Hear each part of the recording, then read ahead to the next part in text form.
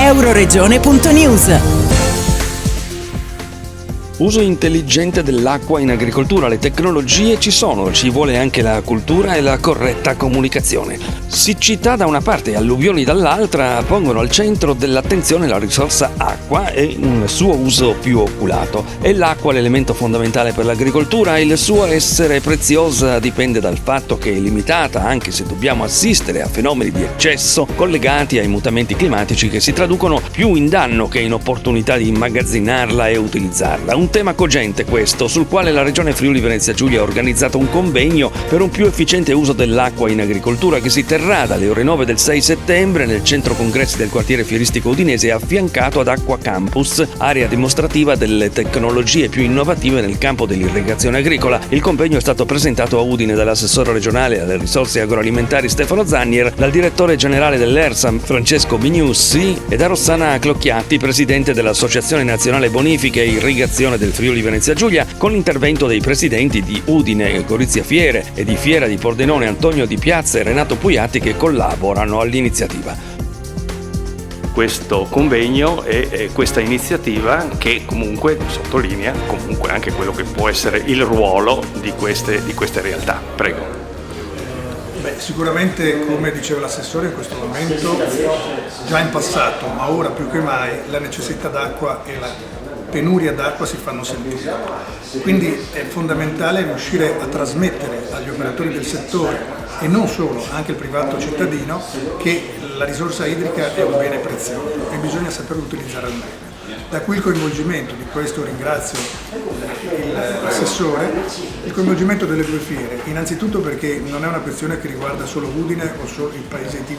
provincia di Udine, ma riguarda tutta la regione, quindi questo è un'unione di fatto negli intenti di ottimizzare questa riserva idrica. Dall'altra parte però è importante per noi fiere collaborare, perché una mancanza di collaborazione tra le fiere, quindi anche nel messaggio che deve uscire univoco nei confronti del Friuli Venezia Giulia intero, ecco, questo secondo me sarebbe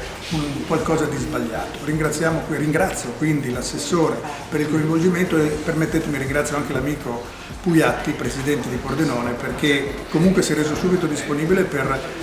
procedere in quelle unioni che sono sinergiche, che sono assolutamente fondamentali per una riuscita di qualsiasi evento. Continuando quanto il Presidente Di Piazza ha cominciato a spiegare il perché questo percorso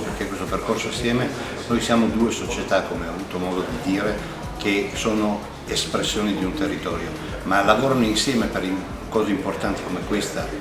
che grazie all'assessore sono messe in campo per delle iniziative così importanti dove i territori non contano i risultati. Le nostre fiere sono delle società di tutti e quindi per tutti noi lavoriamo insieme, coordinandoci, non sprecando energie neppure nel realizzare l'evento, grazie al quale noi riusciamo a dare a tutta la cittadinanza delle innovazioni e la via corretta per il futuro. Per l'assessore Zannier il futuro si affronta con tecnologie innovative che già ci sono, con la corretta comunicazione e con un cambio di paradigma culturale che ci renda pienamente consapevoli del problema. Zannier ha spiegato come la carenza di acqua ad uso irriguo sia un problema tutt'altro che superato anche in relazione alle recenti alluvioni che, essendo avvenute in pianura, non hanno portato ad aumentare i livelli delle falde.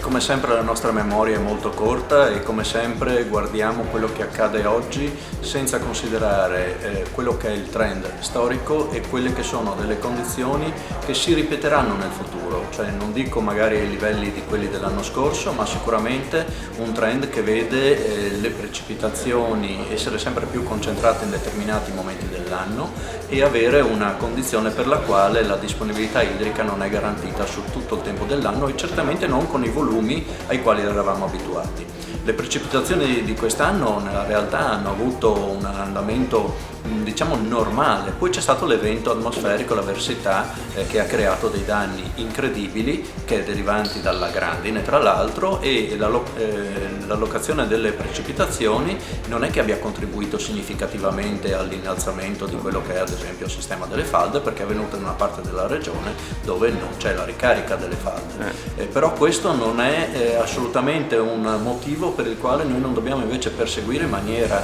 importante una valutazione tecnico-scientifica a monte e una conoscenza di tutte quelle che sono le nuove tecniche e tecnologie disponibili per l'uso efficiente dell'acqua in campo, in modo da poter consentire agli operatori agricoli in primis, ma all'intero sistema, di conoscere quelle che sono le nuove capacità o le capacità esistenti, più che nuove, perché sembra sempre che ci sia qualcosa di appena uscito, e capire come adattarle alle proprie condizioni sia aziendali che territoriali, perché non tutto andrà bene dappertutto, non tutto si potrà fare dappertutto, ma sicuramente un percorso di miglioramento è necessario, altrimenti non saremo in grado di vincere le sfide che comunque il futuro ci proporrà.